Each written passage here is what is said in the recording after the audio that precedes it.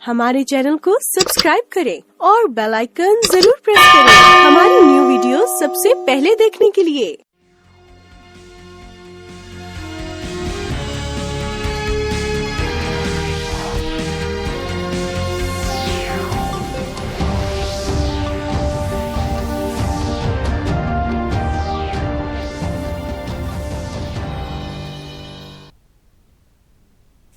नमस्कार, अरुणाचल समाचार में आपका स्वागत है। मैं हूं दीपिका लाल।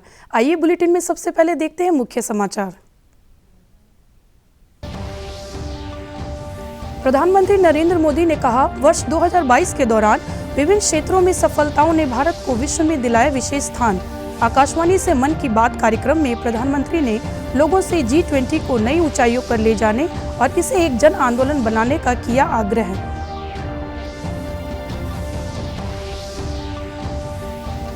राष्ट्र आज पूर्व प्रधानमंत्री अटल बिहारी वाजपेयी की जयंती सुशासन दिवस पर अर्पित कर रहा है उन्हें श्रद्धांजलि। राजधानी ईटानगर स्थित प्रदेश भाजपा कार्यालय में आयोजित सुशासन दिवस कार्यक्रम में मुख्यमंत्री पेमा खांडू सहित भाजपा के कई नेताओं और कार्यकर्ताओं ने लिया हिस्सा। दुनिया भर में आज क्रिसमस के पर्व का उल्लास। प्रधानमंत्री नरेंद्र मोदी, अरुणाचल के राज्यपाल डॉक्टर BD मिश्रा और मुख्यमंत्री पेमा खांडू ने देशवासियों को क्रिसमस की दी बधाई। अरुणाचल प्रदेश के गिरजाघरों में क्रिसमस के अवसर पर विशेष प्रार्थना सभा में बड़ी संख्या में लोगों ने लिया हिस्सा।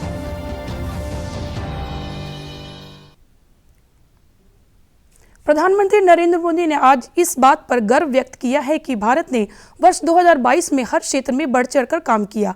आकाशवाणी पर मन की बात कार्यक्रम की 96वीं कड़ी के अंतर्गत राष्ट्र को संबोधित करते हुए श्री मोदी ने कहा कि 2022 की विभिन्न सफलताओं में विश्व भर में भारत को दुनिया की 5वीं सबसे बड़ी अर्थव्यवस्था का दर्जा मिला है और उसने 220 करोड़ कोविड वैक्सीन लगाने का रिकॉर्ड पार किया। उन्होंने कहा कि भारत ने $400 अरब के निर्यात का जादुई आंकड़ा पार किया और प्रथम स्वदेशी एयरक्राफ्ट कैरियर INS विक्रांत का स्वागत किया। प्रधानमंत्री ने खुशी जाहिर की कि भारतीय युवाओं में खेल के क्षेत्र में बेहतर प्रदर्शन किया है। उन्होंने राष्ट्रमंडल खेलों में देश के प्रदर्शन और महिला हॉकी टीम की विजय की चर्चा भी की। प्रधानमंत्री ने कहा कि इस वर्ष भारत को G20 समूह अध्यक्षता की जिम्मेदारी भी मिली है। उन्होंने कहा कि 2023 में G20 के उत्साह को हमें नई ऊंचाइयों पर लेके जाना है और इसे जन आंदोलन का रूप देना है। हमें G20 के उत्साह को 2022 वाकई कई मायनों में बहुत ही प्रेरक रहा, अद्भुत रहा। इस साल भारत ने अपनी आजादी के 75 वर्ष पूरे किए और इसी वर्ष अमृत काल का प्रारंभ हुआ। इस साल देश ने नई रफ्तार पकड़ी। सभी देशवासियों ने एक से बढ़कर एक काम किया। 2022 की विभिन्न सफलताओं ने आज पूरे विश्व में भारत के लिए एक विशेष स्थान बनाया है। 2022 यानी भारत द्वारा दुनिया की 5वीं सबसे बड़ी अर्थव्यवस्था का मुकाम हासिल करना। 2022 यानी भारत द्वारा 220 करोड़ वैक्सीन का अविश्वसनीय आंकड़ा पार करने का रिकॉर्ड। 2022 यानी भारत द्वारा निर्यात का $400 बिलियन का जादुई आंकड़ा पार कर जाना। 2022 यानी देश के जन जन द्वारा आत्मनिर्भर भारत के संकल्प को अपनाना, जी कर दिखाना। 2022 यानी भारत के पहले स्वदेशी एयरक्राफ्ट कैरियर INS विक्रांत का स्वागत। 2022 यानी स्पेस, ड्रोन और डिफेंस सेक्टर में भारत का परचम। 2022 यानी हर क्षेत्र में भारत का दमखम। साथियों, इस साल भारत को G20 समूह की अध्यक्षता की जिम्मेदारी भी मिली है। मैंने पिछली बार इस पर विस्तार से चर्चा भी की थी। साल 2023 में हमें G20 के उत्साह को नई ऊंचाई पर लेकर जाना है। इस आयोजन को एक जन आंदोलन बनाना है। स्वच्छ भारत मिशन की चर्चा करते हुए प्रधानमंत्री ने कहा है कि 2014 में इस कार्यक्रम के शुरू होने के बाद लोगों ने इस दिशा में अनूठे प्रयास किए हैं। उन्होंने कहा कि ये प्रयास सिर्फ समाज के भीतर ही नहीं बल्कि समाज के बाहर भी हो रहे हैं। प्रधानमंत्री ने कहा कि कचरा और गैर जरूरी चीज़ों को हटाने के प्रयासों का ही यह नतीजा है कि दफ्तरों में काफ़ी जगह खुल गई है। श्री मोदी ने इस दिशा में सूचना और प्रसारण मंत्रालय के प्रयासों की विशेष रूप से चर्चा की, जिसने मुंबई, अहमदाबाद, कोलकाता, शिलांग में अपने कार्यालयों में सफाई के जरिए उपयोगी जगह बनाई है। इससे कार्यालयों की कई मंजिलों को नए सिरे से काम में लिया जा रहा है। भारत मिशन आज हर भारतीय के मन में रच बस चुका है। साल 2014 में इस जन आंदोलन के शुरू होने के साथ ही इसे नई ऊंचाइयों पर ले जाने के लिए लोगों ने कई अनूठे प्रयास किए हैं और ये प्रयास सिर्फ समाज के भीतर ही नहीं बल्कि सरकार के भीतर भी हो रहे हैं। लगातार इन प्रयासों का परिणाम ये है, कूड़ा कचरा हटने के कारण, बिन जरूरी सामान हटने के कारण दफ्तरों में काफी जगह खुल जाती है, नया स्पेस मिल जाता है। पहले जगह के अभाव में दूर दूर किराए पर दफ्तर रखने पड़ते थे। इन दिनों ये साफ सफाई के कारण इतनी जगह मिल रही है कि अब एक ही स्थान पर सारे दफ्तर बैठ रहे हैं। पिछले दिनों सूचना और प्रसारण मंत्रालय ने भी मुंबई में, अहमदाबाद में, कोलकाता में, शिलांग में, कई शहरों में अपने दफ्तरों में भरपूर प्रयास किया और उसके कारण आज उनको 2-2, 3-3 मंजिलें पूरी तरह नए सिरे से काम में आ सके ऐसी उपलब्ध हो गई। ये अपने आप में स्वच्छता के कारण हमारे संसाधनों का ऑप्टिमम यूटिलाइजेशन का उत्तम अनुभव आ रहा है। समाज में भी, गांव-गांव, शहर-शहर में भी, उसी प्रकार से दफ्तरों में भी ये अभियान देश के लिए भी हर प्रकार से उपयोगी सिद्ध हो रहा है। पूर्व प्रधानमंत्री अटल बिहारी वाजपेयी की 98वीं जयंती पर आज राष्ट्रपति द्रौपदी मुर्मू, उपराष्ट्रपति जगदीप धनखड़ और प्रधानमंत्री नरेंद्र मोदी ने उनकी समाधि सदैव अटल पर पुष्पांजलि अर्पित की। रक्षा मंत्री राजनाथ सिंह, गृह मंत्री अमित शाह, भारतीय जनता पार्टी अध्यक्ष जगत प्रकाश नड्डा और अन्य नेताओं ने भी इस अवसर पर पूर्व प्रधानमंत्री को पुष्पांजलि अर्पित की। इस मौके पर उनके स्मरण में एक प्रार्थना सभा भी आयोजित की गई। अटल बिहारी वाजपेयी की जयंती को सुशासन दिवस के रूप में मनाया जाता है। श्री वाजपेयी 3 बार देश के प्रधानमंत्री बने। 1996 में वे 13 दिन के लिए प्रधानमंत्री रहे। उसके बाद 1998 से 1999 के दौरान 13 महीने तक वे प्रधानमंत्री रहे। 1999 से 2004 तक उन्होंने प्रधानमंत्री के रूप में 5 वर्ष का कार्यकाल पूरा किया। वे भारतीय जनता पार्टी के पहले नेता थे जो देश के प्रधानमंत्री बने।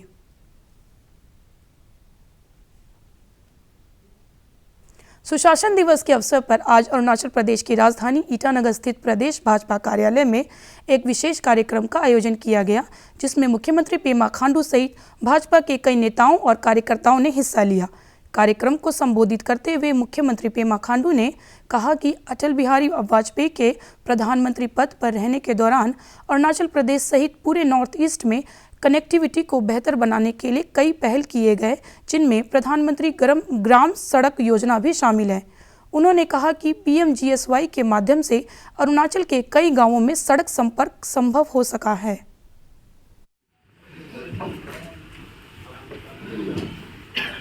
अरुणाचल प्रदेश और पूरा नॉर्थ ईस्ट में डेवलपमेंट में कितना तेजी हम लोग विटनेस कर पाया है, और यही नहीं बल्कि उससे भी बड़ा अचीवमेंट हम तो ये मानेंगे कि जब अटल बिहारी वाजपेयी साहब प्रधानमंत्री थे तो उनका कार्यकाल में एक बहुत बड़ा एक रोड प्रोजेक्ट उन्होंने शुरुआत किया है। अरुणाचल प्रदेश में हम सबका जो मेन जो प्रॉब्लम है वो कनेक्टिविटी ही है। अरुणाचल प्रदेश सबसे बड़ा राज्य है, हमारा यहाँ के पॉपुलेशन भले ही कम है मगर हम लोग बहुत स्पार्सली पॉपुलेटेड है, दूर दराज में गाँव बसे हुए हैं। उन सबको कनेक्टिविटी से जोड़ने के लिए माननीय दीजिए प्राइम मिनिस्टर वाजपेयी साहब ने प्रधानमंत्री ग्रामीण सड़क योजना का कार्यक्रम, ये फ्लैगशिप प्रोग्राम उन्होंने शुरुआत किया है। तो उससे चल के हम लोग देख सकते हैं कि अरुणाचल में कितने गांव पीएमजीएसवाई का माध्यम से अभी कनेक्टिविटी हम लोग को मिल चुका है। दुनिया भर में आज क्रिसमस का पर्व हर्षोल्लास के साथ मनाया जा रहा है। ईसाई मत के लोग इस दिन ईसा मसीह का जन्म दिवस क्रिसमस के रूप में मनाते हैं। इस अवसर पर लोग अपने घरों को क्रिसमस ट्री और जगमगाते सितारों से सजाते हैं और एक दूसरे को उपहार देते हैं। गिरजाघरों में विशेष प्रार्थना सभाओं का आयोजन किया जाता है। प्रधानमंत्री नरेंद्र मोदी, अरुणाचल के राज्यपाल डॉक्टर बी.डी. मिश्रा और मुख्यमंत्री पेमा खांडू ने क्रिसमस के अवसर पर लोगों को बधाई दी है। एक ट्वीट में श्री मोदी ने कहा, मैरी क्रिसमस। यह विशेष दिन समाज में सद्भाव और उल्लास की भावना को मजबूत बनाए। उन्होंने कहा कि लोग यीशु मसीह के नेक विचारों का स्मरण करते हैं और समाज की सेवा करने पर जोर देते हैं। ईटानगर स्थित सभी गिरजाघरों में शनिवार की रात से ही आयोजित विशेष प्रार्थना में बड़ी संख्या में श्रद्धालुओं ने हिस्सा लिया। इस अवसर पर आज गिरजाघर के परिसर में लोगों ने एक दूसरे को क्रिसमस की बधाई दी और रंगारंग कार्यक्रम पेश किए।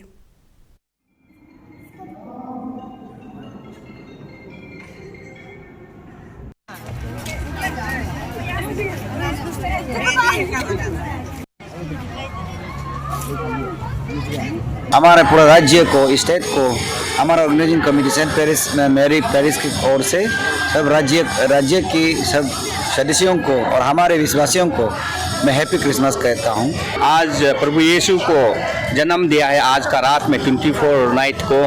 तो आप लोग का सबका घर में, सबका फैमिली में, सबका उसमें जन्म दिया है। तो आज से आप लोग जो सुधरना चाहिए, वो प्रभु यीशु आप लोग का जो भी पाप किया है, जो भी काम किया, प्रभु यीशु ने क्षमा कर देगा।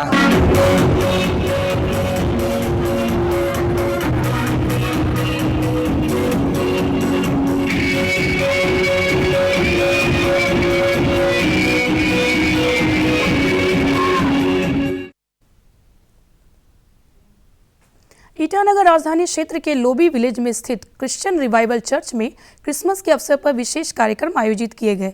लोगों ने समाज में सुख, शांति और समृद्धि के लिए क्रिसमस प्रेयर में हिस्सा लिया और एक दूसरे को शुभकामनाएं दी। इस अवसर पर आयोजित रंगारंग कार्यक्रम में सभी आयु वर्ग के लोगों ने हिस्सा लिया। परमेश्वर सभी को आशीष करे। यही आया है, वर्जन नहीं किया है, सभी लोगों को परमेश्वर। सब लोग खुशियाँ मनाई। आज का दिन, आज का रात ब्लेसेस का रात है। हाँ, आज का रात ब्लेसेस का रात है, खुशी का रात है। और आज का रात जो ब्लेसिंग नहीं मिला है, आज मिलेगा। उम्मीद का साथ सब प्रे करना है, अच्छे से परमेश्वर को दिल से, आत्मा से प्रे करना है।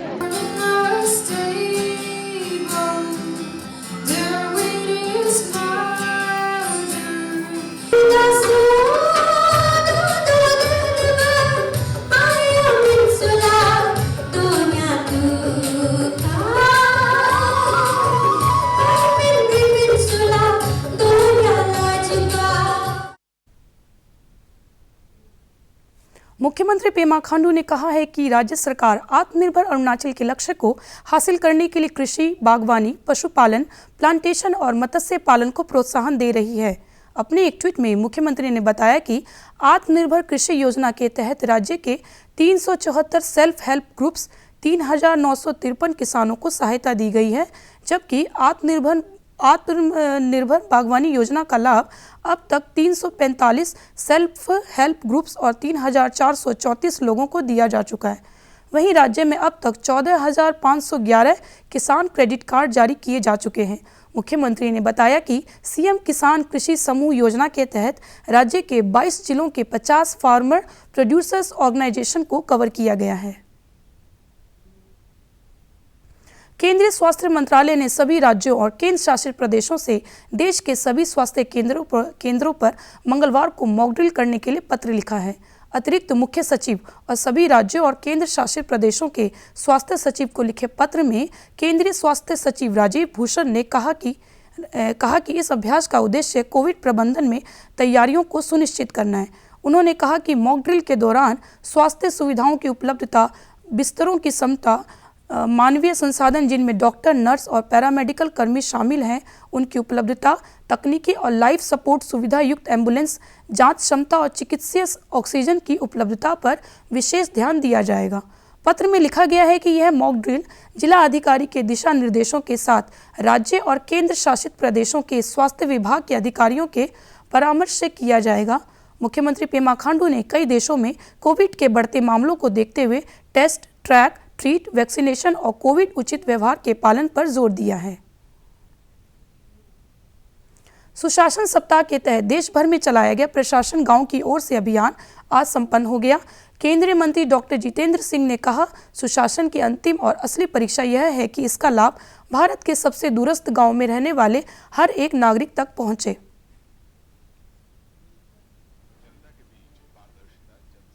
और योजनाओं के क्रियान्वयन को लेकर साल 2014 से 25 दिसंबर को सुशासन दिवस मनाए जाने की शुरुआत हुई। इस साल भी प्रशासन गांव की ओर अभियान के तहत सुशासन सप्ताह 19 दिसंबर से 25 दिसंबर तक मनाया जा रहा है। मई 2014 में लोकसभा चुनावों के परिणाम आए और 3 दशक बाद केंद्र में स्पष्ट जनादेश वाली बहुमत की सरकार बनी। प्रधानमंत्री का पद संभाला नरेंद्र दामोदर दास मोदी ने। प्रधानमंत्री का जोर योजनाओं के 100% क्रियान्वयन, जनता के बीच पारदर्शी शासन और संवाद को लेकर रहा। इसी कड़ी में उन्होंने पहली ही कैबिनेट में भ्रष्टाचार कालाधन के खिलाफ कड़ा निर्णय लिया। पारदर्शी शासन और भ्रष्टाचार मुक्त प्रशासन के लिए तकनीक का इस्तेमाल बढ़ाया गया। ई गवर्नेंस की शुरुआत हुई। सामाजिक कल्याण की योजनाओं के लिए डीबीटी को अपनाया गया। 8 साल बीत चुके हैं और इस दौरान गरीबों को घर भी मिला है और गैस कनेक्शन भी। आयुष्मान कार्ड भी मिले हैं। अनुमान के मुताबिक साल 2014 से 2022 तक 2 लाख करोड़ रुपए भ्रष्टाचार की भेंट चढ़ने से बचे हैं। ये जो नया सुशासन का मॉडल मोदी जी ने स्थापित किया है, जिसमें अकाउंटेबिलिटी, ट्रांसपेरेंसी और सिटीजन सेंट्रिसिटी ये प्रमुख तौर पर उसके अहम स्तंभ हैं, उसका लाभ किस प्रकार से आखिरी व्यक्ति तक पहुंच पाए। आम आदमी के हक को उस तक पहुंचाने के लिए सरकार ने जो रास्ता अपनाया वो था डीबीटी का। इसे ताकत दी जैम ने, यानी जनधन, आधार और मोबाइल ने। केंद्र की एनडीए सरकार ने प्रधानमंत्री मोदी के नेतृत्व में रिफॉर्म की प्रक्रिया को तेज किया। 1500 से ज्यादा अनुपयोगी कानूनों को हटाया गया। टैक्स प्रक्रिया को पारदर्शी बनाया गया। एक देश एक कर व्यवस्था जीएसटी लागू की गई। ईज ऑफ बिजनेस के साथ ही सरकार का मकसद रहा ईज ऑफ लाइफ का भी। इसी कड़ी में ग्रुप बी और सी की भर्ती प्रक्रिया से इंटरव्यू हटाना भी एक बड़ी पहल रही। अरुणाचल समाचार के आज के अंक में इतना ही। हम कल फिर हाजिर होंगे अरुणाचल और देश दुनिया की खबरों के साथ। चलते चलते आपको बता दें कि आप अरुणाचल समाचार हमारे YouTube channel DD news Arunachal पर भी देख सकते हैं। देखते रहिए अरुण प्रभा। नमस्कार।